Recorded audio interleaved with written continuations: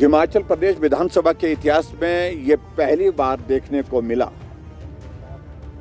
जब माननीय सदस्य की ओर से प्रश्न लगाया गया, उस प्रश्न को विधानसभा सचिवालय द्वारा स्वीकार किया गया, बिजनेस में उसको लिस्ट किया गया और सूचना एकत्रित की जा रही है। ये सूचना पहले उपलब्ध कराई गई और ये प्रश्न हमारे आशीष शर्मा माननीय विधायक हमीरपुर की ओर से लगाया गया था।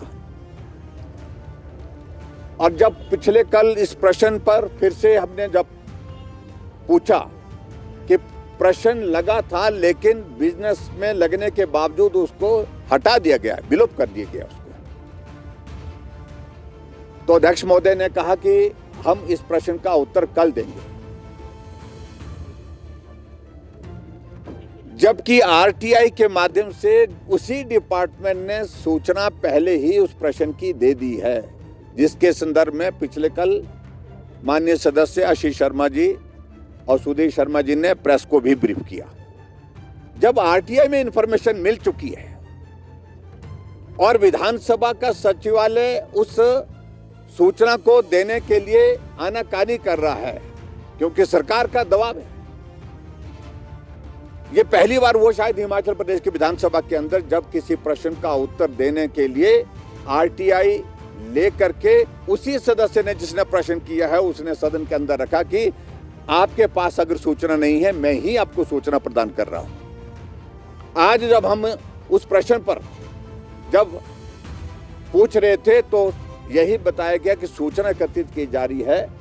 जब हमने कहा कि सूचना दे दी गई है तो विधानसभा अध्यक्ष महोदय जी से हमने निवेदन किया कि हमें इस पर सप्लीमेंट्री करने का अधिकार है। जब आपने स्वीकार कर लिया कि उत्तर ये आरटीआई के माध्यम से आया है, ये उत्तर सरकार का, ये उत्तर है एक तरह का, लेकिन इजाजत नहीं दी गई और हमें उसमें रोका गया।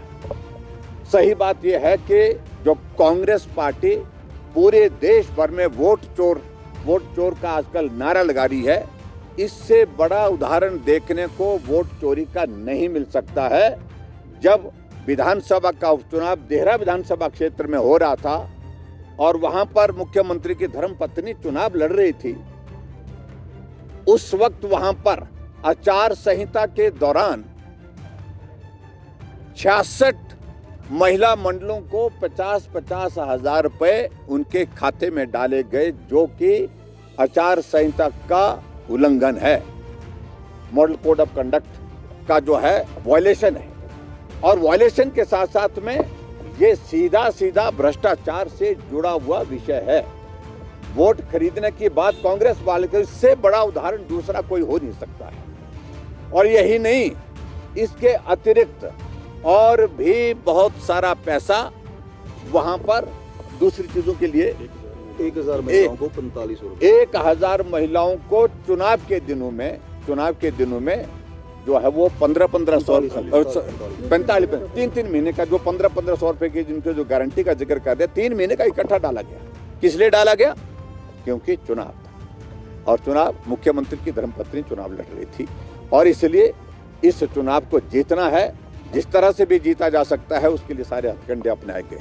आज जब विधानसभा के अंदर इस प्रश्न का उत्तर हमने मांगा तो सरकार की ओर से उत्तर देने के लिए मना किया गया, जबकि आरटीआई में इसकी इंफॉर्मेशन हमारे पास उपलब्ध हो चुकी है, जो कि हाउस में लेकर दी गई है।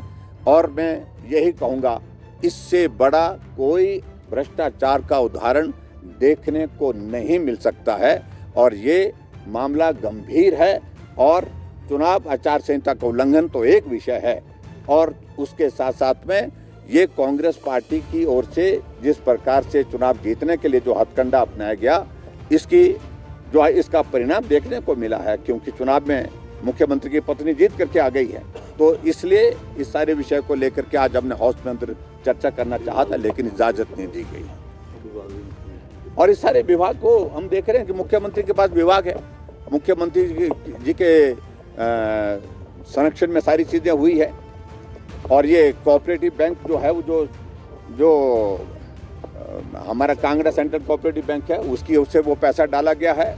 और कोऑपरेटिव डिपार्टमेंट जो है वो डिप्टी चीफ मिनिस्टर के पास दिया गया है लेकिन बैंक जो है मुख्यमंत्री ने अपने पास रखे हैं। तो इसलिए ये सारी चीज़ों को लेकर के बड़ा सीधा कहा जा सकता है कि भ्रष्टाचार का उदाहरण देखने को नहीं मिल सकता है।